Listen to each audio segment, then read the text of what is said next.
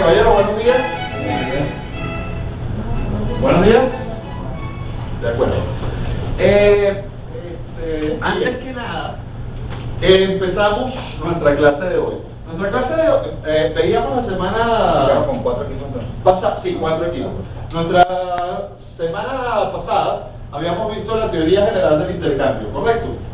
Sí, perfecto. Y una de las cosas más interesantes que veíamos es que existen dos tipos de intercambios básicos, los intercambios voluntarios y los intercambios forzosos. ¿Okay? Y eso nos lleva a que en el orden espontáneo de la sociedad humana, que ya hemos venido viendo, sobre todo desde el punto de vista económico, cómo se va integrando o cómo emerge como un orden espontáneo, existen entonces necesariamente, así hay dos tipos de intercambios, y el intercambio es la característica fundamental de nuestra especie, o sea, lo que nos distingue de otras especies, más que la propia categoría de la acción consciente, ya que existen otros animales inteligentes que también realizan acciones conscientes, o sea, acciones, no conductas. Sin embargo, su gama de acción es muy estrecha, la gama de la acción humana es muchísimo más amplia, por eso decimos que el hombre es el Homo sapiens sapiens, no solamente el hombre que sabe, sino que sabe que sabe. Podríamos llamar al canis lupus canis sapiens. Los perros saben mucho, pero no tenemos constancia de que saben. Son capaces de aprender, desarrollan acciones conscientes, pero su gama de acción consciente es sumamente estrecha, muy limitada, y una de las cosas que no son ninguna otra especie que nosotros conozcamos ha desarrollado es el intercambio voluntario. ¿Por qué esto es importante? Porque toda estructura social de animales inteligentes, sea una jauría de lobos o la sociedad humana, se basa en vínculos. Entonces, cuando yo digo que ninguna otra especie ha desarrollado intercambios voluntarios, insisto mucho en el aspecto de voluntario, porque sí realizan intercambios, pero son intercambios forzosos, ¿de acuerdo? Son intercambios basados en los principios de jerarquía y orden jerárquico, en que funciona su orden social. Un orden social muy sencillo, un orden social elemental, similar al que tendría, por ejemplo, los chimpancés, el caso de nuestros más lejanos antepasados en el Paleolítico. El punto interesante de todo esto, ¿okay?, es que la sociedad humana entonces está basada tanto en intercambios forzosos como cualquier otra especie, como en intercambios voluntarios. Eso significa que los vínculos sociales de nuestra especie son dos tipos de vínculos y no uno solo. Tenemos vínculos hegemónicos, ¿okay?, y vínculos contractuales. ¿Okay? La existencia de intercambio voluntario y vínculos contractuales es lo que permite que emerja el proceso de la sociedad a gran escala. O sea, sin vínculos contractuales, por lo tanto, sin intercambios voluntarios, el proceso de intercambio voluntario, no existiría la sociedad a gran escala, y sin la sociedad a gran escala, pues lógicamente no existiría división del trabajo, no habría emergido institucionalmente el dinero como un medio de intercambio indirecto, ¿okay?, y de la existencia del dinero depende la enorme profundización de la división del trabajo, ¿okay?, y con ella el surgimiento de lo que entendemos por la civilización. ¿Okay? Y con la civilización podemos llegar, a lo que, de nuevo, hagamos un pequeño paréntesis. Cuando yo digo la civilización, lo estoy diciendo en términos económicos, realmente, no en términos antropológicos o históricos. ¿Okay? Ustedes pueden hablar, por ejemplo, en términos históricos, de la civilización sumeria. ¿Okay? Pero también pueden hablar de la civilización inuit. Los inuit son los esquimales. ¿Okay? Y los inuit tienen una cultura, o desarrollaron una cultura sumamente compleja, en un estado de perfecto aislamiento. ¿Okay? Y tienen todos los ustedes pueden hablar de la civilización inuit y sus logros y sus problemas. O ustedes pueden hablar de la civilización de Papúa Nueva Guinea antes de la llegada de los europeos. ¿Okay? Bien, pero desde el punto de vista económico, eso no eran civilizaciones. Porque a pesar de que hacían intercambios y tenían mercados, sus intercambios eran intercambios directos. No habían superado el estadio del trueque y por lo tanto no tenían intercambios indirectos. Sin intercambios indirectos, desde el punto de vista estrictamente económico, no hay civilización, porque no existe amplitud del proceso de mercado como para profundizar garantizar la división del trabajo, ¿okay? Y llegar a lo que se llama acumulación de capital. Entonces, y este es nuestro tema de hoy. Nuestro tema de hoy es la teoría del capital. Y las cosas, vamos a entrar hoy en el tema de la teoría del capital. Para entrar en el tema de la teoría del capital, vamos a recordar tres cosas antes que nada acerca de lo que ya hemos visto acerca de la teoría general del intercambio. En primer lugar, ¿qué es lo que determina el precio? No hemos visto todavía teoría de precios. Así que voy a hablar del valor. Que eso sí lo hemos visto. Todavía no hemos visto cómo se forma el precio. Pero ¿qué determina el valor, ¿okay?, de la demanda? De los bienes que se demandan. La ley del valor marginal.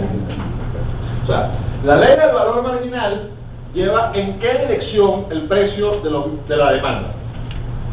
Perdón, el valor, insisto. Hacia abajo, ¿no? Perfecto.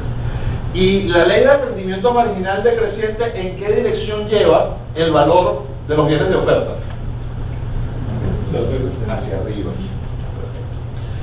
Ahora bien, lo que es la empresarialidad, la capacidad, la función empresarial de descubrir oportunidades y reorganizar las estructuras de producción, ¿okay?, empuja en qué dirección el margen de la oferta.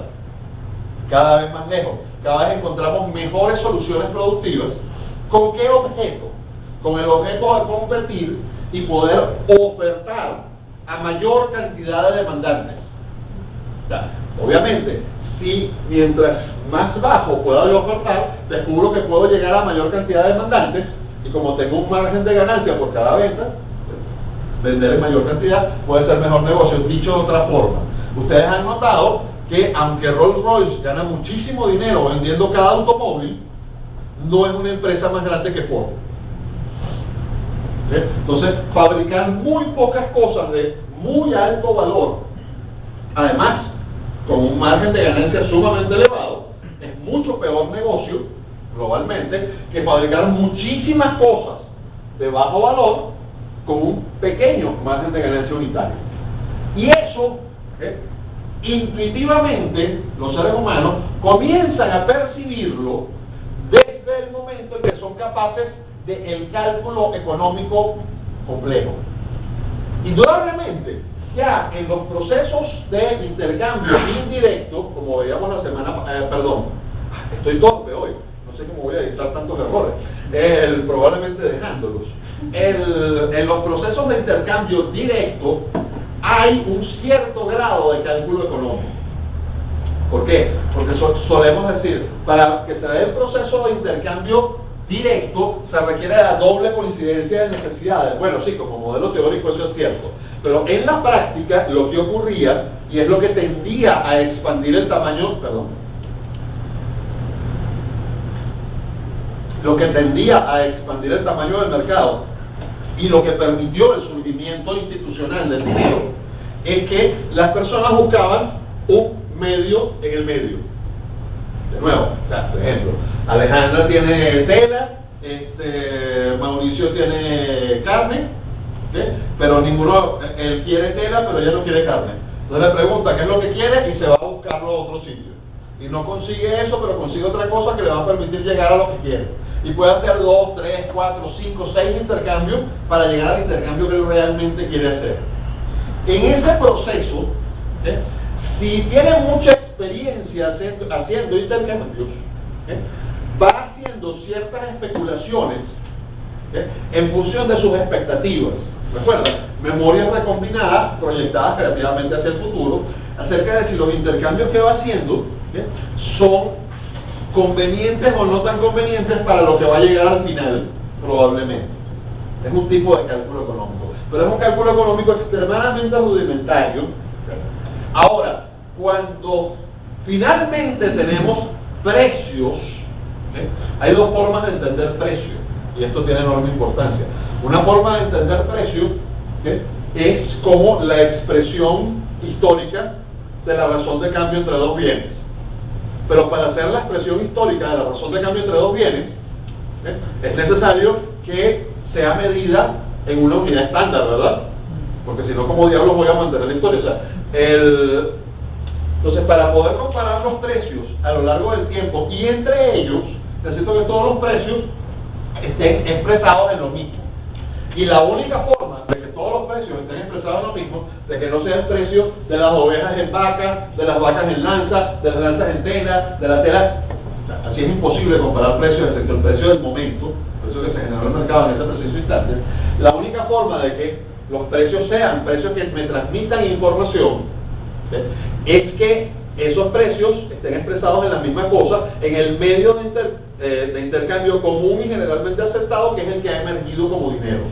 Porque entonces, claro, yo puedo decir, una oveja cuesta, ¿sí?, tantas piezas de oro, una vaca tantas piezas de oro, una oveja hace un año costaba la mitad de las piezas de oro que ahora, y una vaca hace un año costaba el doble de las piezas de oro que ahora.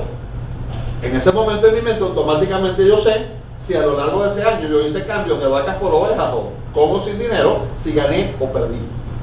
Porque ahora puedo comparar el valor de las cosas entre sí y a lo largo del tiempo. ¿Está claro? La información que nos transmiten los precios es clave, porque todo lo que confluyó en la formación del precio, ¿sí?, está agregado y sintetizado en el dato numérico del precio. Entonces ustedes tienen de un lado, ¿sí?, el mundo, en términos de Husserl, el filósofo, el mundo subjetivo, ¿sí?, imagínense un universo, un conjunto, el mundo totalmente subjetivo, ordinal, en donde yo decía, me gusta más Luisa que Ana, me gusta más Ana que Mary, pero cuánto no sé, ¿sí?, subjetivo, ordinal, interior, ¿sí?, y del otro lado, ¿sí?, tienen un mundo en donde las cosas cuestan 3.75 y pueden bajar a 3.50 o subir a 4. Obviamente es un mundo cardinal, y además es un mundo donde los valores se transforman en unidades de precio que pueden ser medidas y comparadas entre sí, y que son con las que nos relacionamos desde nuestro mundo ordinal e interior. Bueno, ¿cuál es el puente que une ese mundo interior, subjetivo, ordinal, con el mundo social, o sea, cardinal, intersubjetivo, donde no hay valores sino precios? Bueno, el mundo que une eso son procesos intersubjetivos que emergen en la sociedad humana, y el proceso clave es el proceso que llamamos proceso de mercado. El conjunto de acciones que realizan los seres humanos para poder realizar intercambios producen no solamente los resultados que están buscando, sino otra serie de resultados totalmente inesperados. Por ejemplo, nadie inventó el dinero, y probablemente si las personas de cuyas acciones surgió el dinero les hubieran explicado lo que estaban inventando, les hubiera parecido terrible, porque muy posiblemente chocaba con lo que era su forma de pensar. Sin embargo, de sus acciones involuntariamente emergió esa institución y les resultó de enorme utilidad, por eso la siguieron utilizando, independientemente que chocara con sus criterios morales más primitivos, y todavía estamos diciendo que el dinero es el excremento del diablo y no sé cuántas cosas. Sin dinero no existiría civilización. Sin dinero más del 99% de la humanidad ni siquiera existiría. Si quisiéramos desaparecer el dinero, crearíamos el genocidio más grande de toda la historia. Simplemente porque no podríamos hacer intercambios, y ustedes se imaginan, o sea, no podríamos hacer intercambios a la escala que lo hacemos, y ustedes se imaginarán lo que comienza a significar que necesitemos retroceder a un estadio anterior de la civilización, en el cual necesitamos ser capaces de hacer las cosas nosotros mismos. Entonces necesitamos ser capaces de hacer nuestra ropa nosotros mismos, aunque ya andamos dentro. Necesitamos ser capaces de producir nuestra propia comida. Porque uno dice, producimos nuestra comida, eso es un chiste. Pero es que ni los granjeros producen su propia comida hoy en día. O sea, nadie produce su propia comida. La forma en que comemos, los productos alimenticios que usamos, son de tal grado de complejidad que detenernos a pensar en comer de una forma solamente detenernos a pensar en cómo podríamos comer de una forma más simple, es para nosotros casi inimaginable. Ahora, póngase lo más sencillo todavía. De los seres humanos actuales que existen en la humanidad, incluso en países muy pobres, incluso en países que están por debajo de la línea de miseria, como este donde vivimos nosotros, gracias a los últimos 15 años de socialismo radical. ¿cuántas personas sobrevivirían a la completa desaparición universal, planetaria? No aquí, pero existe en el resto del planeta. A la completa desaparición de la civilización capitalista. ¿Cuántos son? Bien, supongamos que ustedes creen que se podrían organizar intercambios, que las personas se organizarían, que resolverían los problemas. Bueno, ¿cuántos se morirían de enfermedades? Porque van a desaparecer todas las formas de medicina que conocemos. Entonces, una de las cosas divertidas que pasaría, cruelmente divertidas, sería que los médicos descubrirían que no pueden hacer nada. Un médico de una legión romana hubiera podido improvisar muchas cosas para resolver un problema. Un médico de los nuestros se quedaría con las manos atadas, porque usa una cantidad enorme de herramientas sumamente complejas. Y por herramientas me refiero a todo lo que le permite cumplir sus funciones. Es decir, bueno, sí, hay ciertas cosas que sabe que puede hacer y haría, en condiciones extremas. Pero de nuevo, o sea, quitarle los antibióticos y ya de entrada, el solo hecho de hacerle un corte a alguien, así sea absolutamente indispensable, así sea para tenerlo acceso, ya le da miedo. Porque puede producir una infección, la infección también mata. Somos totalmente dependientes de esa enorme civilización, y es la civilización capitalista. Para entender lo que es la civilización capitalista, tenemos que entender lo que es el capital. ¿Okay? La primera cosa es que las civilizaciones precapitalistas, pero precapitalistas, desde el punto económico, desde el punto de vista económico, ni siquiera son civilizaciones, desde el punto de vista histórico, por supuesto que sí. ¿Okay? Las civilizaciones precapitalistas son aquellas en que no existe el mecanismo. Profesor, pero entonces en la antigüedad había capitalismo durante la época esclavista. ¿Había dinero? Sí, ¿verdad? Sí. Había capital. ¿Okay? Que no queramos llamarlo capitalismo porque nos gusta decir que el capitalismo empezó en el siglo XIX, siguiendo a un alemán llamado Marx. Bueno, eso es cuento de cada quien. Pero si había acumulación de capital, y si la acumulación de capital era el factor clave, ¿sí?, de la estructura económica de esa civilización, esa es una civilización capitalista. Ahora, ¿cuál es el problema? Era un capitalismo primitivo, había poco desarrollo tecnológico del mercado, la evolución moral estaba en un estadio muy anterior al actual, y por ejemplo, eran tan bárbaros que convertían en capital a otros seres humanos. No, un momentico, o sea, todos convertimos en capital a los seres humanos, cada uno se convierte en capital a sí mismo. Adquiere toda una serie de habilidades, como lo que estamos haciendo aquí. ¿Qué estamos haciendo aquí? Aprender economía, no, agregarle un cartoncito al currículum. No, bueno, ambas cosas. Pero en todo caso, estamos agregándonos capital a nosotros mismos. Y ese capital lo vendemos en el mercado, en cierto sentido, porque vendemos nuestro trabajo. Pero nadie nos compra a nosotros. El único propietario de mi capital humano soy yo y nadie más puede serlo, de mi capital humano. Del producto de mi capital humano es lo que yo puedo vender, yo puedo vender mi trabajo. Pero yo no puedo vender, por ejemplo, mis conocimientos. Oiga, profesor, pero si usted eso es lo que usted hace, usted es profesor. No, ya va, yo no vendo mis conocimientos. Yo vendo mi habilidad para transmitirlos. No, yo no me lo saco de la cabeza y se lo entrego. Ok, toma conocimiento, dámelo real. ¿Okay? Eso no funciona así. ¿Okay? Yo lo más que puedo hacer es guiarlos a ustedes a adquirir conocimientos que no son los mismos, son similares a lo que yo tengo, porque ustedes son diferentes y tienen sus propias redes neuronales. ¿Estamos claros en eso? Entonces, en tal sentido, de hecho, gracias a Dios, porque si se pudiera transmitir conocimiento de esa forma, las posibilidades del adoctrinamiento serían ilimitadas. Así las cosas, lo que podemos llamar una civilización capitalista llega, eso sí es cierto, en eso sí tiene la razón el señor Marx, como historiador tiene sus aciertos, muy pocos, pero sí los tiene. En que el máximo grado de desarrollo de la civilización capitalista ocurre en el siglo XIX. Oiga, pero entonces nosotros estamos en un grado inferior. No, estamos en un grado, pero se siguió desarrollando. Pero el momento en que la civilización capitalista se desencadena de toda una serie de elementos que estaban impidiendo su desarrollo acelerado, es entre el siglo XVI y el siglo XIX. Probablemente el momento clave es el siglo XVIII. Entonces, claro, a partir del siglo XIX ustedes ven una expansión descomunal del capital en el mundo. ¿Por qué? Porque había una gran cantidad de elementos culturales, sociales, tecnológicos, que estaban impidiendo que el capitalismo se desarrollara. Es decir, los mercados estaban operando bajo restricciones que fueron levantadas, no todas, pero algunas claves, que habían existido durante la Edad Media y que habían existido durante la Antigüedad. Eso desde el punto de vista occidental. Si nos vamos a otras civilizaciones, eso de la Edad Media y Antigüedad no tiene ningún sentido, pero lo que sí tiene sentido es que en este siglo XIX es que por el mundo entero se expande el capitalismo industrial.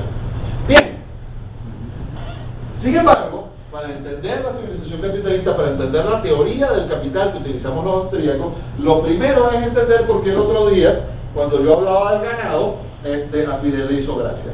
Porque generalmente en la universidad nos enseñan que el capital es un fondo homogéneo que se autorreproduce. Sí, bueno, la frase es curiosa. La primera vez que a mí me dijeron que el capital era un fondo homogéneo que se autorreproduce, yo me fui a un estacionamiento y vi que esta noche estaba estacionada una camioneta y un camión. Bajé al siguiente día y no había un compacto. O sea, no se reprodujeron. Bien. El capital no se puede reproducir, autorreproducir, porque no es un fondo homogéneo. No es cierto que el capital es un fondo homogéneo. El capital está compuesto por bienes de capital. Y los bienes de capital, si algo no son, por definición, es homogéneo. Los que llamamos factores de producción, tierra, capital y trabajo, tienen la fascinante característica de no ser homogéneos. Y por supuesto, cuando yo digo que el primer factor de producción, que es la tierra, no es homogéneo, voy a entrar en un problema con la teoría del capital austríaco que ya les voy a explicar. Pero sí, yo sostengo que la tierra tampoco es homogénea, ni siquiera desde el punto de vista de la teoría. Bien, así las cosas, ¿por qué decimos que el capital no es homogéneo? Bueno, está muy fácil, porque las máquinas de coser no troquelan metal y las troqueladoras no cosen ropa. Entonces, el capital está compuesto por bienes de capital específicos. ¿Qué es un bien de capital? Hay muchas definiciones. Quizás una de las definiciones más interesantes que tenemos de bien de capital nos dice que es lo que transforma la tierra en otra cosa, en otro bien. La tierra no incorpora trabajo, la tierra no está transformada, la tierra es capital natural, si tiene utilidad y escasez, lo que hay en la tierra. Si el pedazo de tierra como tal, el terreno tiene utilidad y escasez, es capital, pero es un capital natural. Desde el momento en que ese capital es transformado por la incorporación de trabajo, pues se convierte en bienes de capital. Ah, bueno, ya va. ¿Y por qué no se transforma automáticamente en un bien de consumo? Esa es otra cosa. O sea, si yo pesco un pescado y me lo como, ¿dónde está el bien de capital? Entonces, ahí viene la pregunta, disculpe, usted es oso. Porque ¿cómo se las hizo para sacar el pescado con la mano y comérselo directo? O sea, evidentemente, los seres humanos no tenemos la capacidad de hacer ninguna de las dos cosas. Primero, sacar un pescado con la mano, inténtenlo para que vean. Y en segundo lugar, bueno, puedes tener mucha hambre, pero de todas formas es sumamente difícil por la estructura de los miembros. Entonces, digamos que podrías llegar a un estado de hambre que realmente te permitiera comerte los crudos y después habría que ver si te alimentas te enferma, pero ya eso es muy difícil, pero sacarlo es prácticamente imposible. Entonces necesitas capital para que primero para hacerte con el bien natural, con la naturaleza, el pescado, y segundo para colocarlo en condiciones de poder ser consumido. Entonces el capital puede ser una red, el capital puede ser una lanza para clavar el pescado, el capital puede ser muchas cosas, el capital puede ser la capacidad de hacer fuego del fuego, la capacidad de cocinar, cualquier cantidad de cosas. Pero en general, eso me lleva, por ejemplo, y es algo curioso, a que hay otra especie que tiene rudimentos de capital, no capital, rudimentos de capital. En otras especies de mamíferos encontramos los primeros elementos que se van acercando al proceso económico en ese sentido, las herramientas. Es decir, Hay otras especies de animales que utilizan ciertas herramientas muy simples y que, por cierto, no son instintivas, las transmiten culturalmente. A eso lo llamamos precultura, porque caramba, o sea, comparar las 10 o 20 herramientas que maneja un grupo de chimpancés con toda una civilización, pues, les llamar a eso cultura es como excesivo. Pero lo llamamos precultura. Precultura porque no se transmite instintivamente, sino se aprende de una generación a otra, pues tiene capacidad de aprendizaje. Eso me lleva a una pregunta, por ejemplo, si los chimpancés tienen precultura, por ejemplo, las nutrias usan unas herramientas muy simples, y diversos animales usan ciertos tipos de herramientas. Esas herramientas son bienes de capital.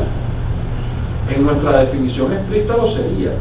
Ahora, qué curioso que los seres humanos rápidamente comenzamos a desarrollar algo que ninguna otra especie ha desarrollado con respecto a eso que lo llama bienes de capital. Y por eso sería tan difícil reconocer como bienes de capital las primitivas herramientas de otras especies y probablemente también las primitivas herramientas de nuestros más lejanos antepasados, y no me refiero a las hachas de mano de la edad de piedra, sino a algo más sencillo que realmente no sabemos cómo era, que no quedaron rastros. ¿De qué estoy hablando? Bueno, un chimpancé fabrica una herramienta, la usa y la bota. Una nutria usa una piedra para partir algo que ya se va a comer y bota la piedra, y cuando necesita otra, recoge otra piedra. Los seres humanos no hacemos eso. Los seres humanos fabricamos herramientas que conservamos. ¿Y cómo las conservamos? Y las seguimos usando. Entonces cada vez incorporamos más capacidades en nuestras herramientas. Ya no es una simple piedra, ya es una piedra tallada. Oye, ya tallar una piedra es una cosa, devastar una piedra ya por sí es bastante trabajoso.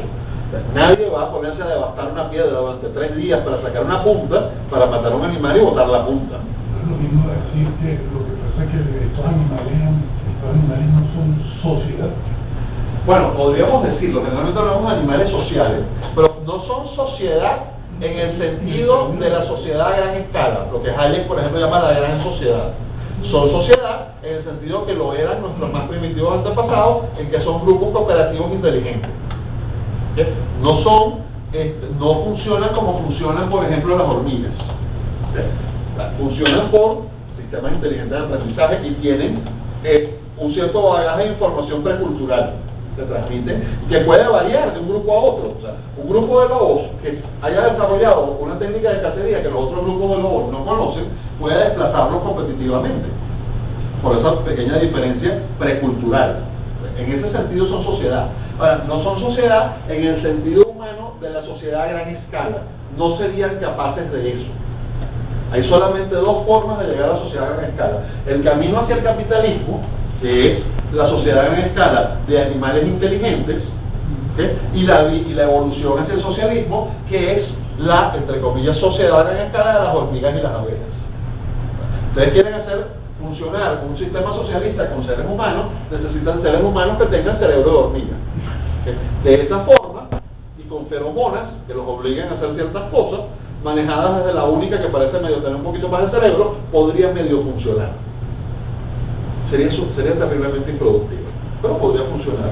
Es la única forma. Ahora, mediante vínculos de cooperación, si los vínculos de cooperación son solamente vínculos hegemónicos, ¿hasta qué punto un grupo de animales sociales inteligentes de conducta compleja son capaces de coordinarse a través de vínculos hegemónicos? Solamente si se conocen muy bien todos y pueden tenerse absoluta confianza para aceptar que toda su vida se va a mover por fines comunes y estructuras de vínculos hegemónicos. Y con todo eso, dentro de esa estructura de vínculos hegemónicos, compiten. O sea, se desplazan de un grupo a otro, compiten por subir en la jerarquía, cambian de posición. Es decir, hay un impulso. Una hormiga jamás va a empezar su vida como hormiga obrera y terminar de reina, excepto en las películas de Disney.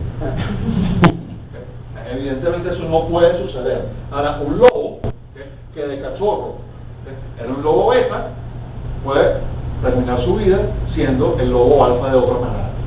Eso es perfectamente posible.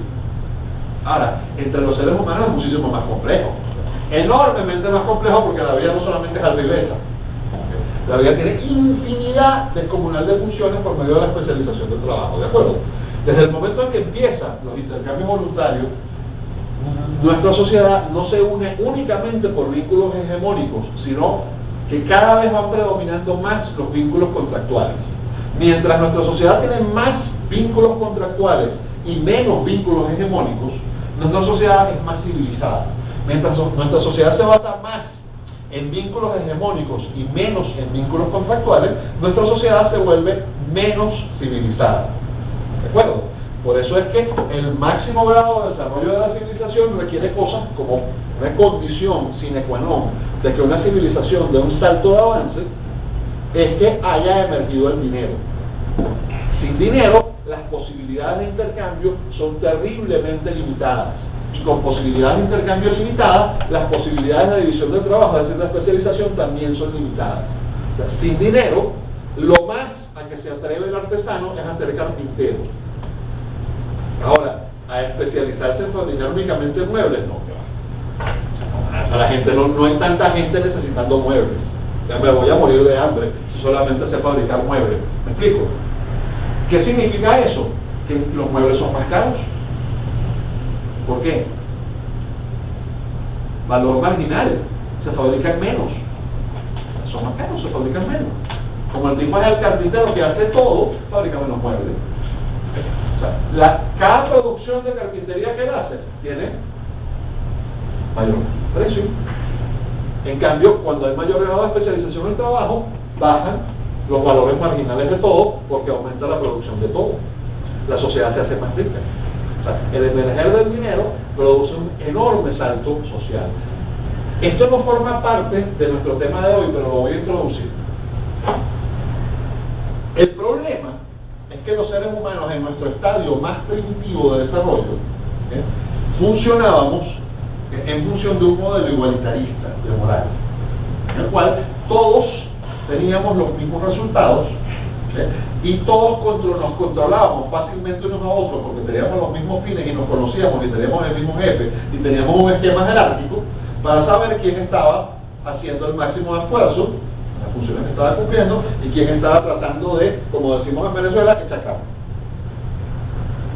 Y el que intentaba eso, todo el grupo lo podía castigar, etcétera, incluso expulsar. Entonces eso no era posible. ¿Cuál es el problema? Que eso lleva a una serie de criterios morales instintivos en el cual nos hace pensar que todo resultado igualitario es el resultado justo. Justicia dará a cada quien lo suyo. Bueno, la justicia primitiva te dice que es la justicia envidiosa, parte de ese sentimiento que tiene una base instintiva que es la envidia, te hace llegar a la conclusión de que lo justo es que todos tengan lo mismo. Vaya, en realidad, el reclamo envidioso no es que todos tengan lo mismo, lo justo es que nadie tenga lo que yo no tengo. Pero por supuesto, si lo hacen todos al mismo tiempo, también es que todos tengan lo mismo. No es que la moral primitiva sea igualitaria, es el resultado inevitable de que sea envidioso. Nadie debe tener más que yo. ¿Qué ocurre con, podríamos tolerar que el jefe tuviera algo más o fuera el que dividiera, pero sobre la base de que no le dé a alguien lo que no me da a mí? Es interesante porque en términos de conducta, estrictamente de conducta, lo compartimos con otros primates. Y hay experimentos de laboratorio que lo demuestran sin lugar a dudas. E inclusive, avanzando más en los experimentos, no solamente con otros primates, sino con otros mamíferos. La conducta envidiosa, fíjense que dije conducta envidiosa y no sentimiento de envidia, porque como yo no hablo guau, ni hablo monotipí, ni hablo chimpancé, ni hablo nada de eso, entonces yo no sé realmente cuál es la motivación interna del animal. Lo que sí sé es que su conducta me demuestra algo, que cuando esa misma conducta se produce en un ser humano, sé cuáles son sus motivaciones. O sea, en vez de llamarla envidia, la llamo conducta envidiosa para ser más científico con el uso del lenguaje. Ahora, el punto es el siguiente.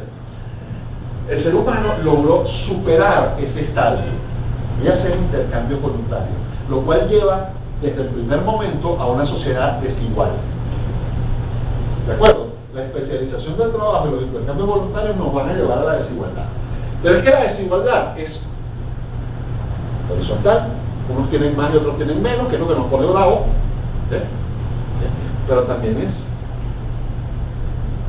lo estoy diciendo al revés, desde el principio no me han corregido, vertical y horizontal. ¿Cómo llamamos a esto? desigualdad.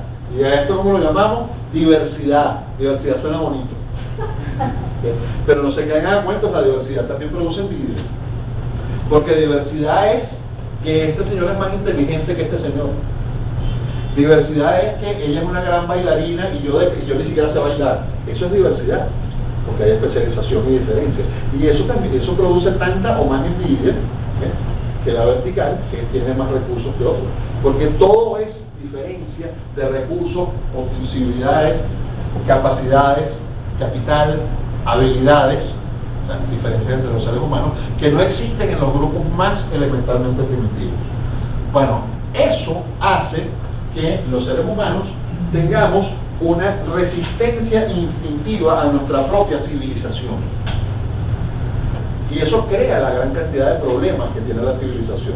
Es decir, es un sistema diferente. Pero la práctica es que nosotros nos podemos dar el lujo de tomar las decisiones.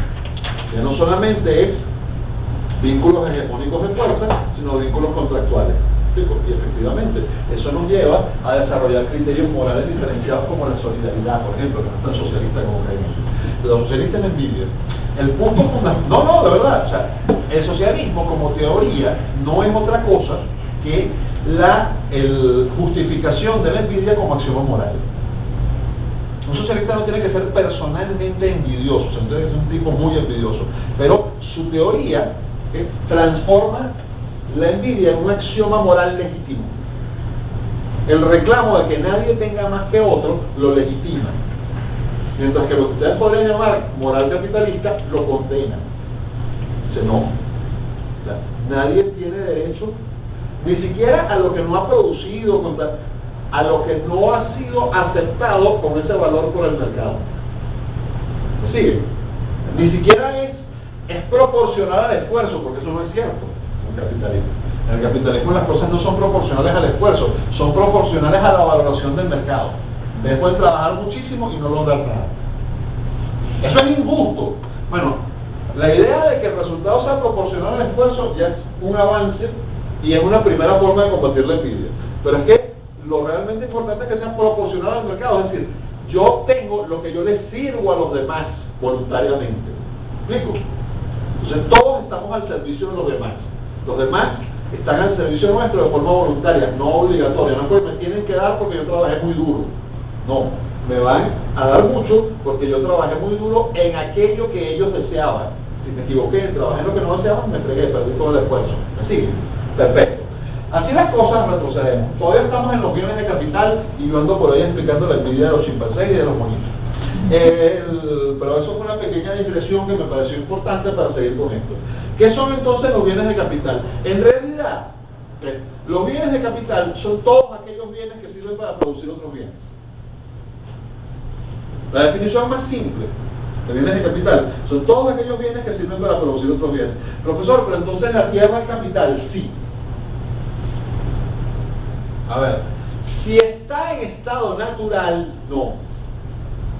Es tierra. Es el factor tierra, el factor de los bienes naturales.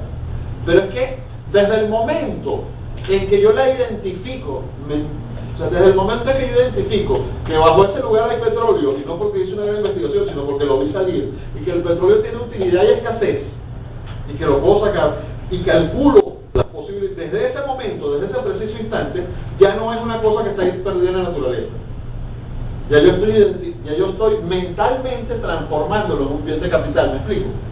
O sea, desde el momento en que yo veo un trozo de tierra en que pienso sembrar, y desbrozo un poco y hundo una vara y calculo cuánto es la tierra, cuánto es la profundidad de tierra fértil y cuáles son las eso ya no es un pedazo de tierra, eso es tierra productiva agrícola.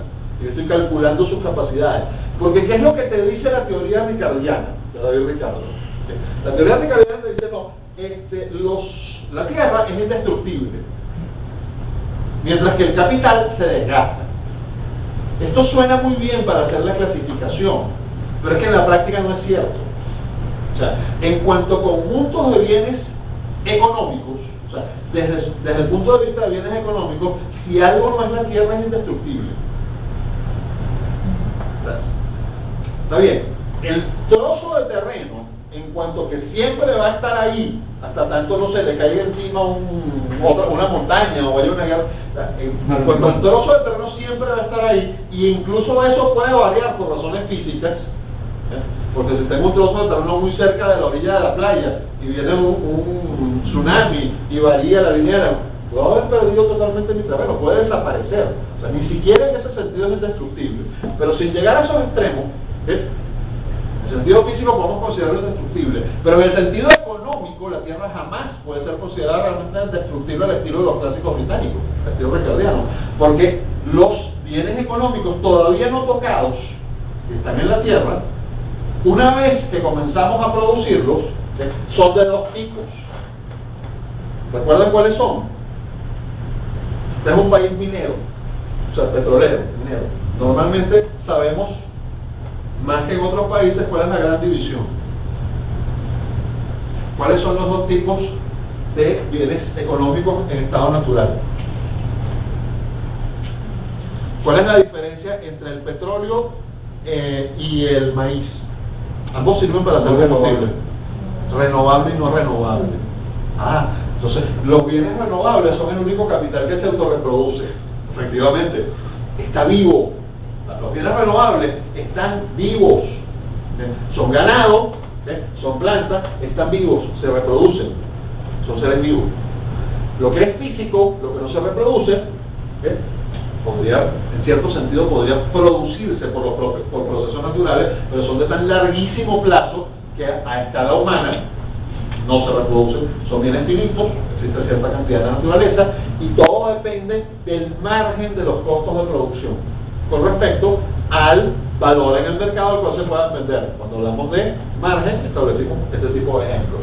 Bien, entonces tenemos esos dos tipos de bienes en la naturaleza. Alguno de ellos es indestructible. Bueno, sí, el petróleo está bajo el subsuelo y eso, mientras dura el yacimiento, está ahí, y eso es, bueno, se puede acabar porque lo sacaste todo, no, eso no es cierto. O sea, intente usted mantener un yacimiento petrolero sin mantenimiento. Se le estratifican los pozos y se le dañan los pozos. Después, en el momento en que comienza a subir petróleo, baja el nivel de la tierra, se llena de agua. Es decir, y sucede con cualquier bien económico que ustedes conciban en estado natural, está sujeto, una vez que comenzamos a explotarlo, ya no es indestructible. Inclusive la tierra, que era lo que decía Ricardo, los poderes indestructibles de la tierra, o sea, yo siembro y siempre va a ser fértil. Sí, cómo no. O sea, se ve que David Ricardo no siempre es suyo, pero ni una máquina. Un hombre muy inteligente, un gran especulador en los mercados de valores, un excelente economista, pero si algo no hizo en su vida, fue trabajo agrícola, ni idea de haberlo visto realmente en serio, o simplemente hizo un modelo de simplificación tan simplificado que obvió cosas obvias, y es que la tierra puede ser dañada muy fácilmente. Los poderes indestructibles, eso de la tierra agrícola, pueden ser dañados con enorme facilidad, incluso involuntariamente. A veces los campesinos destruyen los poderes indestructibles de su tierra por accidente. Es como el algodón de Estados Unidos del Sur, que tiene que cambiar por el maíz. Sí, claro, porque es que el algodón realmente destruye la tierra. O sea, destruye la fertilidad de la tierra. No, y la rotación bienal en la Edad Media, ese sistema de rotación bienal era para eso, o sea, porque mientras así no se desgastaba el terreno tan rápido. Por ejemplo, tengo una pregunta. ¿Hay diferencia, existe diferencia, son lo mismo los bienes de capital que los bienes de orden elevado? Hacia allá voy, sí, son lo mismo. Son lo mismo y hacia allá vamos. Lo que pasa es que, vamos por una vía muy lenta, lo admito. El problema es el siguiente. Lo que yo decía es que, por ejemplo, el dueño de la gran hacienda romana descubre que sus esclavos, que ahora son muchos, son menos productivos. ¿Sí? Y entonces necesita organizar la producción, que si intenta producir bienes que se producen en grandes pequeñas, puede tener problemas graves con la tierra, y se lanzan, por ejemplo, hacia algo que descubren en grandes extensiones trabajando con esclavos en el norte de África, que son los olivos. Es una decisión compleja económicamente, porque desde que tú siembras un olivo hasta que puedes sacar olivos pasan 10 años. Pero tienes la absoluta seguridad de que no va a dañar la tierra. Y si tienes la capacidad de manejar a otros esclavos, cuando finalmente comienzas a sacar aceitunas va a ser muy rentable. Entonces, bueno, por lo menos en la edad antigua. El punto es que no es cierto. Entonces, esa definición que nos dice que los bienes de capital son los que están sujetos a depreciación y desgaste, mientras que la tierra no lo está, no es cierta. O sea, ustedes saben perfectamente que este es un pedazo de tierra que se ha desgastado en su capacidad productiva y ya no vale lo mismo. Y ustedes saben perfectamente que tienen que darle mantenimiento a la tierra y que además está sujeta a todo tipo de riesgo. O sea, el factor tierra no es indestructible. Todos son factores de capital. La única diferencia es que hay un capital natural, ese sí está dado por la naturaleza en ese lugar, que puede ser económicamente explotable o no, eso depende del margen. Y existe un capital que ya ha sido transformado. ¿Vamos hasta ahí claro? Una vez que entendemos eso, una vez que entendemos que la construcción, que por cierto no es de Hayek como cree mucha gente, sino de William Stanley Jevons, del famoso triángulo para representar la estructura de capital, puesto que el que ustedes leyeron para hoy, que fue von Baber, lo representaba con unos círculos concéntricos. No es que era un mal esquema, pero el que pensó Jevons y que posteriormente usó Hayek funciona mejor. Por lo menos visualmente representa mejor el asunto. ¿Por qué? En el vértice está lo más alejado, que son los bienes naturales. O sea, las materias primas que todavía están en la tierra, repito, no son indestructibles, olvídense de eso, no es así como funciona la cosa. Simplemente son productos naturales, sean seres vivos o sean minerales. Están allá en la tierra. Tienen que ser transformadas mediante la incorporación de trabajo, el cual por cierto tampoco es homogéneo. El trabajo de él no es igual al trabajo de él. ¿Porque usted qué es? ¿Y usted qué es? Sí. ¿Qué? No, los dos son ingenieros. ¿Cómo que el trabajo de él no es igual? Bueno, porque no tienen las mismas inclinaciones, habilidades, capacidades. A lo mejor pueden hacer lo mismo. Bueno, ahí sí no, porque yo los elegí los dos porque yo sé que los dos son ingenieros. Entonces, ¿qué pasa? Pero podríamos contratarlos a ambos y pagarles el mismo sueldo por las mismas unidades de trabajo para que hagan lo mismo y nos entregan lo mismo. Entonces, si los contratamos en esas condiciones, ellos nos entregan lo mismo. Pero ¿qué pasaría? Que a uno le resultaría ligeramente más difícil, a otro ligeramente más fácil, no sé cuál de los dos. Dependiendo de lo que les pidiéramos, porque puede variar en las dos direcciones. De repente cuando le pedimos X, entonces a él le resulta más fácil, un poco más difícil, pero cuando le pedimos Y, es al revés la cosa. El trabajo nunca es igual, aunque en el proceso de división del trabajo podemos usar unidades homogéneas y perfectamente intercambiables de tipos específicos de trabajo.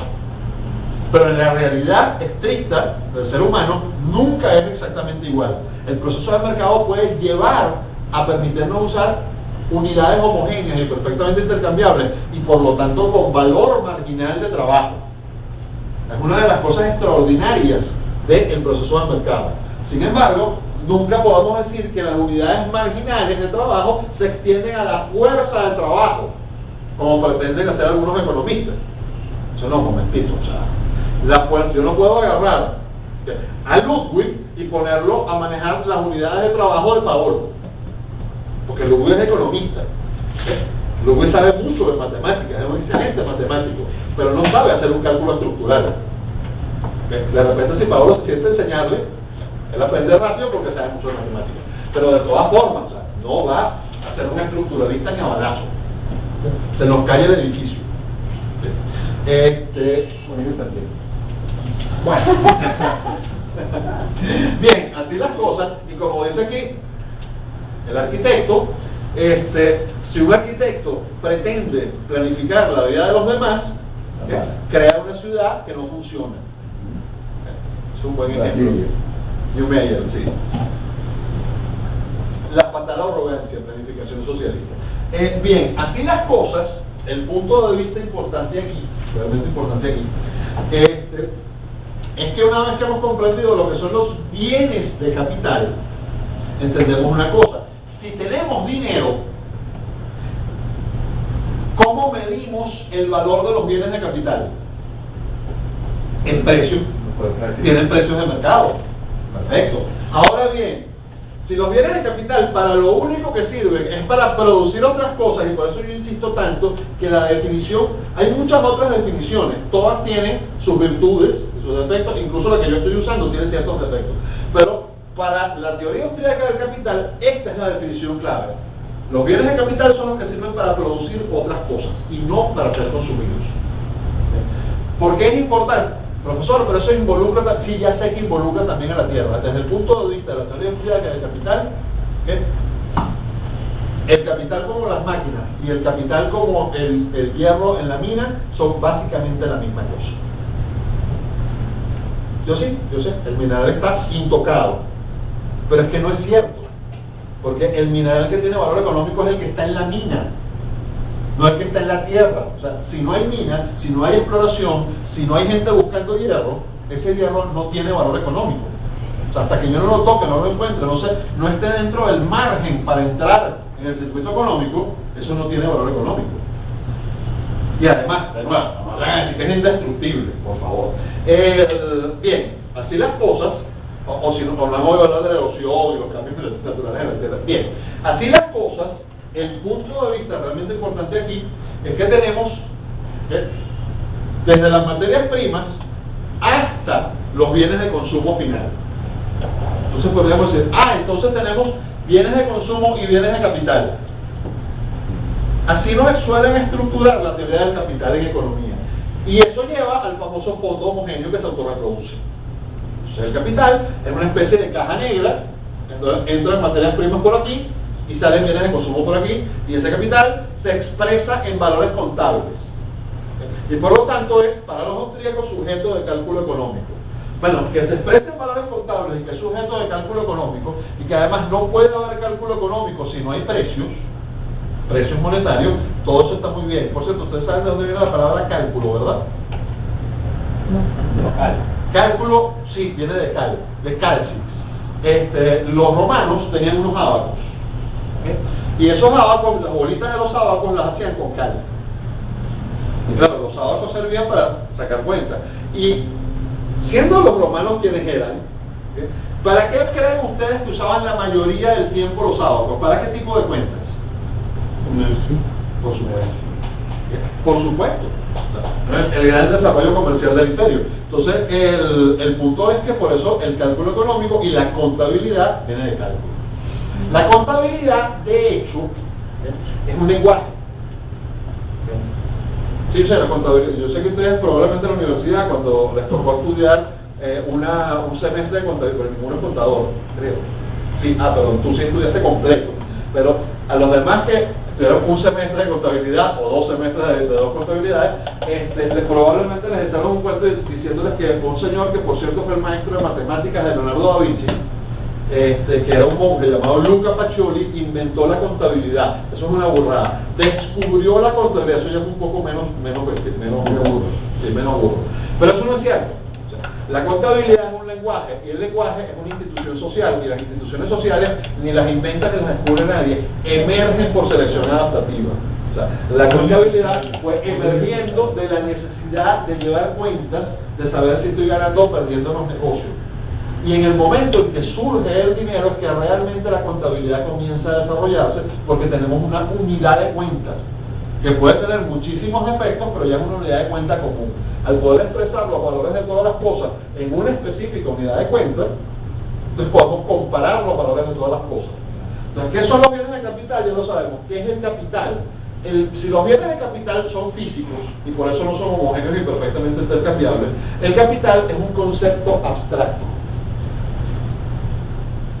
El capital son los valores contables, o sea, el valor medido en dinero de un conjunto de bienes de capital. O sea, un conjunto de bienes de capital diferenciado, no homogéneo, no perfectamente intercambiable, medido su valor en una unidad común para medir el valor de las cosas. ¿De acuerdo? O sea, yo puedo, por ejemplo, tener una valoración subjetiva más alta de este carro que de este carro. Yo tengo 3 carros, pues. Entonces yo tengo una valoración subjetiva más alta de este carro que de este carro. ¿Por qué? Por eso que se lo vamos a llamar valor sentimental, ¿sabes? Sí, bueno, este fue mi primer carro, yo lo quiero mucho, no sé, tengo una relación con él como si en vez de una cosa fuera un ser vivo. Bueno, todo eso está muy bien, le ponemos nombre a los carros, ¿verdad? Pues, sobre todo los adolescentes cuando dan su primer carro suelen ponerle nombre, todas esas cosas. Bien, sin embargo, yo sé, en mi contabilidad, yo no anoto ninguna de esas cosas. O sea, que ese carro que para mí tiene un valor más alto, en realidad cuesta la mitad de lo que cuesta este otro. Y esos son los valores que anoto en mi contabilidad. Después viene otro asunto, que es que si en mi contabilidad yo utilizo valores corrientes de mercado, valores estándares de reposición. En realidad, la contabilidad, mi amigo contador, debería tender ¿a qué? A la protección del propio capital, al mantenimiento de la empresa a largo plazo. Entonces, es más preciso utilizar valores corrientes de mercado. Cuando nosotros estudiamos el ciclo económico, el próximo semestre, y ya comprendiendo la inflación y los rudimentos del ciclo económico en este semestre, nos vamos a dar cuenta porque ese supuesto principio de transparencia viola un principio anterior muy importante en la contabilidad, que es el principio de prudencia. Cuando la unidad contable pega brincos violentos de valor, y no solamente es por inflación, es por ciclos económicos, no es prudente estar constantemente ajustando los precios de mercado todo el capital, porque eso puede llevar a tomar decisiones desastrosas. ¿Sí? Los principios de la contabilidad está la prudencia, y eso precisamente evolucionó a lo largo de siglos, y sin tener la teoría austríaca del ciclo económico, los contadores a lo largo del ciclo fueron descubriendo que andar ajustando los valores contables de ciertos bienes era producida de tanto. Ellos no entendían porque había ciclo económico, pero sí entendían, como aparece en la Biblia, que había 7 años de vacas blancas y 7 años de vacas gordas. Por cierto, ese es uno de los problemas de los ciclos económicos, y es que creen que los ciclos vienen en partes iguales. No, son desiguales. O sea, el auge puede ser más largo que la depresión más larga que el auge, o sea, no vienen por partes iguales, ni están estandarizados, ni las pueden ver con ciclos largos y cortos, es otra cosa. Pero bien, a lo que vamos. El cálculo económico requiere de precios. Sin precios no hay sino rudimentos de cálculo económico. El surgimiento de los precios a través del dinero nos permite tener cálculo económico complejo y expresarlo a través del lenguaje, que es el lenguaje de los negocios, que es la contabilidad. Una vez que tenemos eso, entonces ya tenemos capital. Porque ya no son solamente bienes de capital, sino un concepto abstracto, ¿sí?, de cuál es el valor de un conjunto de bienes de capital. ¿Me explico? Es decir, tenemos activo, pasivo y patrimonio propio. ¿Cómo le llamamos nosotros en español al patrimonio propio? Capital. Pero desde el punto de vista económico, ¿qué es en realidad el capital? El conjunto de todos los activos, comprometidos o no a pasivo. Si están comprometidos a pasivo, pues son activos comprometidos por pasivo, y por lo tanto esos activos están enajenados. Como dirían los romanos, pesa un gravamen. Por cierto, ¿ustedes saben lo que era un gravamen? ¿No saben? Bueno, los romanos eran una gente que metían la religión oficial del Estado en todo. Entonces, cuando hacían un contrato de préstamo, una hipoteca, por ejemplo, se llevaba una piedra sagrada de un templo, y la montaban con los sacerdotes y los jueces y los funcionarios y los escribanos encima de la propiedad hipotecada. Y solamente cuando se completaba el pago de la deuda y se presentaban los testigos y se llevaba no solamente a los jueces y los escribanos, sino al templo, quedaba autorizado a levantar el gravamen. Y si el gravamen se caía, no sé, porque hubo un terremoto, entonces salían corriendo, ofendiendo a los dioses. Perfecto. Ustedes se imaginan que nosotros hiciéramos funcionar así las hipotecas, ¿no? Hay que ir a buscar al cura para que ponga la piedra encima de la... Bueno, eso lo único que les dice es el enorme esfuerzo que se desarrolla en las civilizaciones para lograr reforzar el cumplimiento de la palabra dada y el cumplimiento de los contratos. metemos las creencias religiosas a reforzar el cumplimiento de la palabra, el cumplimiento de los contratos, para forzar a la gente sin necesidad de recurrir a vínculos hegemónicos, al uso de la fuerza del Estado. ¿Ven? Somos astutos, los seres humanos. Bien, el capital entonces es un concepto abstracto. Ah, bueno, pero si es un concepto abstracto puede ser un fondo homogéneo. No, momentito. Que yo lo pueda expresar en dinero no significa que se volvió mágicamente homogéneo. Podrá ser homogéneo el dinero que lo representa, pero eso no es cierto, porque el hecho de que yo compre algo a un precio y yo coloque ese precio en mi balance, no significa que yo lo voy a poder vender a ese precio mañana. Entonces, el capital, lo que es el valor de mercado prudentemente estimado de un conjunto de bienes de capital. ¿De acuerdo? ¿Por qué esto es importante? Por una razón muy curiosa. Una vez que hemos entendido, espero yo que hemos entendido, lo que son, a las 9:30 tendrá la clase, ¿verdad? Entonces, una vez que hemos entendido lo que son bienes de capital, no hay duda sobre eso. Claro lo que son los bienes de capital. Perfecto. Una vez que hemos entendido lo que son los bienes de capital y hemos entendido lo que es el capital, yo les hago una pregunta. ¿En Corea del Norte hay capital? Sí. No me entendí. No, ya va. En Corea del Norte hay bienes de capital, pero no hay capital. En Corea del Norte hay capital. No. Hay bienes de capital. Bienes de capital. Bienes de capital hay. No, ¿Tienen dinero, pero no? No, sí tienen dinero, Claro. pero no hay precios. sí, pero es como un Ah, bait. ok. Sin problema. Sí, o sea, En el conjunto es donde, o sea, tienen algo que ellos llaman dinero, pero realmente no lo es. Y tienen algo que ellos llaman precio, pero en verdad no lo son. Entonces, como no hay precios en el mercado que transmitan información, entonces lo que expresamos en la contabilidad no son precios. Y como no son precios, no hay capital. Es decir, no hay cálculo económico. Es imposible que haya cálculo económico si tú no tienes precios de mercado. Dame un segundo. Solo un segundo. ¿Cómo expresaba William Stanley Jevons el capital? Es interesante porque las suelen decirnos que Jevons y Marshall son como que la misma cosa. Eso no es cierto. Jevons es un economista matemático, pero muchísimo más interesante que Marshall. De hecho, lo más valioso de Jevons, Marshall como que lo censuró. Y una cosa es esta. Jevons lo que nos decía, y Hayek lo retoma, para explicar la teoría del capital, es que si nosotros empezamos con las materias primas, antes de ninguna transformación, prácticamente que antes de ser descubiertas, las materias primas tienen valor económico cero. Ni siquiera sé si están haciendo. Desde el momento en que ya las descubro y sé si son marginales o cuál cantidad de estas materias primas es marginal y cuál es submarginal, entonces la cantidad marginal ya por el simple hecho de descubrirla y reclamarla como propiedad ya tiene un valor. Y entonces empezamos con el primer escalón de valor. Si yo transformo estas materias primas de un solo golpe en un bien de consumo, este proceso de transformación le agrega al valor de las materias primas el valor del bien de consumo, punto y sencillo. No hubo más que hacer. Pero funciona normalmente así. No, ¿verdad? Es decir, primero transformo las materias primas en materias primas más fáciles de ser transformadas, después las transformo en herramientas que sirven para fabricar otros tipos de herramientas.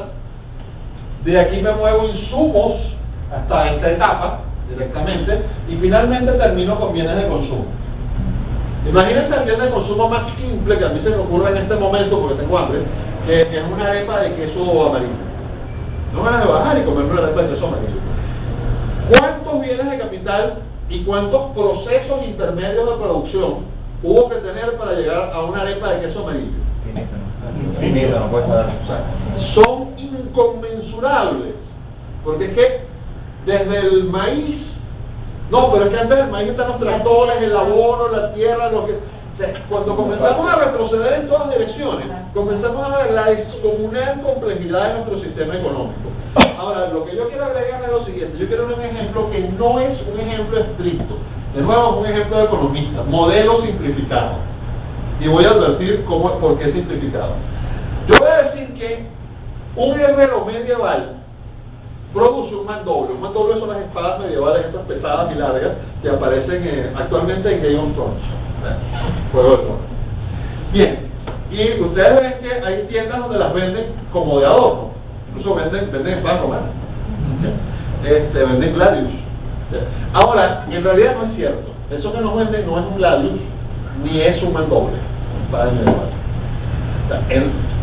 Repito, si ustedes intentaran usarlas, lo más probable es que las partieran. Porque el acero no es acero al carbón y no tiene la flexibilidad apropiada. Sin embargo, ¿y eso por qué? Porque es de adorno. No está hecha para usarla. Ahora, vamos a suponer que podría utilizar acero al carbón por medios industriales. Sí, por supuesto que sí. Porque las katanas, las espadas samurai, que en realidad no son katanas, las que aparecen en las tiendas de deporte, sino imitación de la katana, es la hecha artesanalmente por un maestro. Si no, es una espada, pero no debería llevar ese nombre. La champaña viene de la región de Champaña, lo demás es vino champañizado. Entonces, esto es una espada catalinizada. Bueno, en todo caso, está hecha industrialmente, pero si está hecha con acero de carbón y es flexible, si no se va a partir. Entonces, imaginémonos que por alguna misteriosa razón, en realidad estas espadas mandobles medievales los fabricasen como las katanas industriales, de verdad con acero de carbón y de verdad se pueden usar. ¿Por qué quiero imaginarme eso? Para poder hacer la comparación que voy a hacer. Un herrero medieval se tardaba más tiempo en fabricar un mandoble que una fábrica moderna. Claro. Muchísimo más, ¿verdad? Bueno, y tenía más o menos pasos intermedios. O sea, entre la mina de hierro y la espada había menos pasos que entre la mina de hierro y la espada que sale de una lámina de hierro que también puede transformarse en carro. Hay muchísimos más pasos. Ahora, la fábrica moderna de espadas, que puede tardar 7 años en ir desde la mina de hierro hasta la espada final, en cambio el herrero tardaba 6 meses, 1 año cuando mucho, que era una espada muy costosa. Sin embargo, en la misma cantidad de tiempo, la fábrica moderna produce muchísimas más espadas, ¿verdad? Entonces, no es cierto, como decimos, no, es que una espada la fabrica en 6 minutos, mientras el herrero se tardaba 1 año, no es cierto. O sea, en realidad tarda más, porque tiene que ir desde el punto inicial de producción, pasando por el diseño y organización del trabajo. Lo que sí es cierto es que una vez que involucramos todo ese capital en el proceso, la producción de cada unidad se hace muchísimo más rápida. ¿Me explico? Por eso es que, ¿de dónde proviene el valor, no el precio? El valor de los bienes de capital, de los bienes de consumo. El valor del capital funciona por imputación desde los bienes de consumo hacia los bienes de capital. ¿Me explico? Porque el valor de los bienes de capital sirve para qué? Para producir bienes de consumo. ¿Ustedes han oído hablar de una empresa llamada Kodak? Bueno, ¿qué fabricaba esa empresa? Fabricaba. Cuando era la empresa más grande de su mercado. Película química. Rollos de fotografía. Película química, no solamente viene rollos, también tiene planos. Bueno, está bien, pero película, de acuerdo, está bien, película. Es que el que se te olvidaba que no existía fue interesante. Película química. Todo el capital que tenía Kodak para fabricar esa película química, esos rollos, era muy valioso. ¿Sí? ¿Qué tan valioso era? No, hasta que yo. Era tan valioso como el valor de lo que producía, del bien de consumo que producía la película. Perfecto. ¿Y actualmente cuánto vale este específico capital de Kodak? ¿Cero o muy cercano a cero? Muy cercano a cero. O puede incluso llegar a tener valor negativo. El capital, una vez que ya no produce algo que tenga demanda, puede tener un valor de conversión, convierte ese capital en otra cosa para producir lo que se sirve, o puede llegar a tener valor negativo. Yo me puedo tropezar con una máquina antigua, montada en un sitio donde era rentable, y resulta que transportarla y sacarla de ahí vale menos que la chatarra recuperada. Tiene valor negativo. Pero no sufre, porque eso fueron casi 100 años de trabajo Kodak. Bueno, sí, no sufran por todo. Bueno, está bien, pero Sí, hacemos fotografía de ese tipo. El punto interesante entonces entonces es que si bien el proceso productivo se mueve en esta dirección, el valor se mueve por imputación en esta dirección y por supuesto llega hasta aquí, desde los bienes de consumo. ¿Qué es un bien de consumo? El bien que está inmediatamente disponible para ser consumido. Entonces, por ejemplo, en los bienes durables, ¿qué diferencia el bien de capital del bien de consumo? En un huevo frito está muy fácil, ¿no? No es que el huevo frito está en el plato y ya es un bien de consumo. El huevo, en cambio, es un bien de capital porque puede ser transformado. Cuéntame, Fidel. Que el bien de consumo cuando lo consume se destruye rápidamente. Por ejemplo, pero ¿cuál sería la diferencia entre un bien y un servicio? La naturaleza material del bien. Eso es lo que solemos decir, la naturaleza material del bien. Sin embargo, ¿qué es lo que nos dice la teoría austríaca contemporánea? La teoría austríaca contemporánea nos dice, eso no es cierto. Es convencionalmente útil, pero no es conceptualmente correcto. En realidad, nosotros valoramos subjetivamente los bienes en función de qué? El servicio que nos presta. Del servicio que nos prestan, todos son servicios. Exacto, Menger dice que hay dos clases de bienes, los bienes materiales y las acciones humanas. Bueno, claro, o inversiones. el servicio de huevo frito que te quita la hambre, ¿no? Entonces, Exactamente, o sea, el servicio del huevo frito es que te quita el hambre o que te produce un placer de comer. O sea, en realidad, la fuente del valor es el servicio que te producen los bienes. Lo que pasa es que ese servicio puede ser material o inmaterial, puede ser, como explica Menger, que nos acaba de decir Alejandra. Entonces, hay una división convencional entre bienes y servicios. Pero en realidad entendemos que valoramos los bienes por el servicio que nos prestan. Y el servicio que nos prestan los bienes de capital es producir otros bienes. Dicho sea de paso. Ahora, a lo que yo quería llegar, está fácil entender que los bienes de consumo son aquellos que se consumen de inmediato y se destruyen en el proceso de consumo. Pero ¿qué pasa cuando tenemos un bien que, según nuestra austríaca definición de capital, no lo usamos, no sirve, podría servir, pero el uso que le damos no es para producir otro bien, sino para prestarnos un servicio, única y exclusivamente un servicio personal más o menos intransferible, que el servicio como tal se destruye en el momento de ser utilizado, que no produce otra cosa directamente. ¿Verdad? Todo esto estrictamente siempre es difícil establecer la frontera, pero podría no se destruye rápidamente. Es un bien durable. como un cortado. Por ejemplo. O como un automóvil. No, pero es que depende para que lo use, por eso el capital es subjetivo. O sea, El capital, como acaba de decir Fidel, es subjetivo. Si el capital es lo que nosotros dijimos, es el valor de los bienes de capital, entonces un bien de capital podría transformarse en un bien de consumo. Sí, por supuesto. Si yo no lo uso como bien de capital, sino para producir, o sea, para consumirlo, en una función de consumo. Si yo me compro un corta uñas para cortarme mis uñas, eso es un bien de consumo, aunque dure 50 años. Y mis hijos se cortan las uñas con el mismo corta uñas después. Sigue siendo un bien de consumo. Pero para una manicurista es un bien de capital. ¿Me explico? Mi carro, que está parado, por falta de repuesto, yo desde el punto de vista contable lo incluyo en mi balance de capital, pero desde el punto de vista económico es un bien de consumo, porque por mucho que yo lo use para trabajar y demás, en realidad el carro no está cumpliendo una función productiva.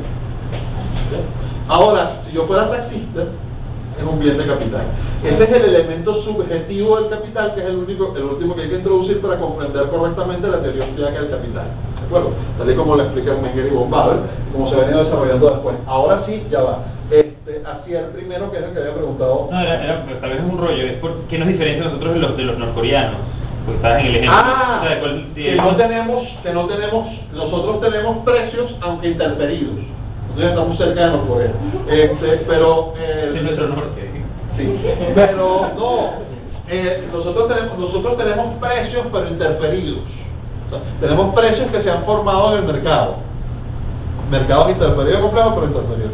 En Norcorea no hay. O sea, no hay, simplemente no hay. O sea, si tú no tienes precios, no puedes tener un valor de mercado que asignarle al capital. Y por mucho que ese valor de mercado tú lo pases por un tamiz que se llama prudencia en contabilidad, al asignarlo de determinada forma, valor de reposición probable, pero siguen siendo valores de mercado. Si no hay valores de mercado, tú no sabes por qué si una cosa vale más o menos. Por un ejemplo, desde el punto de vista tecnológico, las alternativas en que se nos ofrecen las cosas, ¿cuál es el medio más eficiente para yo irme de aquí a San Juan de los Morros como me fui ayer? Es un helicóptero. Me busqué en mi casa, más eficiente que un avión, me busqué en mi casa y me dejé en el sitio donde iba a dar la conferencia. ¿Por qué razón me fui en un carro? 4 horas de ida, 4 horas de vuelta. ¿Más barato? Claro, es más O sea, barato. yo creo que una manera Pero si no hay precios, si no existen precios de mercado, ¿cómo sabe el planificador socialista que es más barato el helicóptero que el carro? Por la gracia del Espíritu Santo. no, pues tampoco crees. No, o sea, No, tampoco. Adivinando. Bueno, yo creo que como hay menos helicópteros, hemos fabricado menos helicópteros, y además, últimamente, porque los países capitalistas es más caro el helicóptero que el carro. Pero imagínate, la verdad, un mundo absolutamente socialista. pues, Total. Pues no hay precios en ninguna parte. no puedes saber qué producir y qué no producir. No sabes qué O sea, por eso producir, por eso que tú ahí decides viene no hay el capital. Pero no puedes, sí. Por eso Pero no no hay puedes que no hay capital. capital porque no sabes si poner tu bien de capital a producir o no poner a producir porque no ¿No tienes. sabes cuánto vale? No, ese fue Lenin. Ese fue Lenin. A Lenin le preguntaron, pero ¿cómo vamos a hacer cuando lleguemos para los precios? El tipo es muy fácil, lo sacamos en catálogo. Eso era ahí que Claro, el problema no es ese. O sea, el problema no es copiarte el primer día los precios anteriores al establecimiento del socialismo. El problema es que con el establecimiento del socialismo desapareció la propiedad privada y entonces ya, ok, tienes esos precios, pero las preferencias individuales de cada quien intersubjetivas que expresaban esos precios van a ir variando con el cambio de condiciones. Pero no se están formando nuevos precios en el mercado que reflejen esas variaciones. Y por eso el socialismo va acumulando ineficiencia. Existe la posibilidad de que haya, el precio siempre tenga un elemento más o menos intervenido y otro, o sea, en la medida en la que más libre es, En el mejor intervencionismo, sí, en los sistemas intervencionistas y en la mayor parte de lo que llamamos socialismo en el mundo, ¿ves? Como el capitalismo no ha desaparecido a nivel universal, sería la teoría socialista pura, ¿ves? Entonces, lo que ellos llaman precios, ¿ves? Son como los números complejos. ¿Recuerdan cómo es un número complejo? No, tiene una parte real y una parte imaginaria. La parte real es la que te copias de otro sitio donde hay un número real. Y la parte imaginaria es la que te imaginas porque las condiciones no son las mismas. Entonces, bueno, no, el socialismo precisamente, el socialismo no es, llamar al socialismo capitalismo de Estado, como hacen algunos economistas, es una burrada, porque no hay capital. O sea, es un conjunto de bienes de capital que no logran ser medidos, ni considerados, ni evaluados en forma de capital y que por lo tanto no pueden tener eficiencia productiva como capital. O sea, los equilibrios para producir estos procesos de transformación no funcionan. ¿Cómo crece una economía? Expandiéndose en esta dirección. O sea, incorporando cada vez más capital y alejando cada vez más las materias primas del producto final, incorporando más procesos de transformación. Pero ¿cómo yo sé en qué momento extenderla más no va a ser productivo? Porque conozco el valor de mercado del capital y conozco el valor de mercado de los bienes de consumo. Entonces yo sé en qué momento llegué al margen y en qué momento expandirme más ya no es productivo, a menos que yo desarrolle mecanismos nuevos de la organización de la producción, de la organización del capital, nuevas tecnologías que me permitan expandir más el margen o simplemente ahorre más, incorpore más capital por ese ahorro y entonces pueda producir más valor marginal, hago caer los precios y me funciona. Pero ¿qué le pasa a los socialistas? Que pueden expandirse muchísimo más lejos y no se dan cuenta, o pueden quedarse por aquí y no se dan cuenta, o no saben. O sea, no tienen ningún valor para los bienes de consumo, no tienen ningún valor para los bienes de capital, porque no tienen precios que le den valores intersubjetivos que emerjan del mercado. Entonces tienen que inventarlo, son números reales. La teoría del capital, muy simplificada, se expresa de esta forma, la teoría austríaca. Y es uno de los elementos que distinguen la teoría austríaca básica de los otros paradigmas en economía. ¿De acuerdo?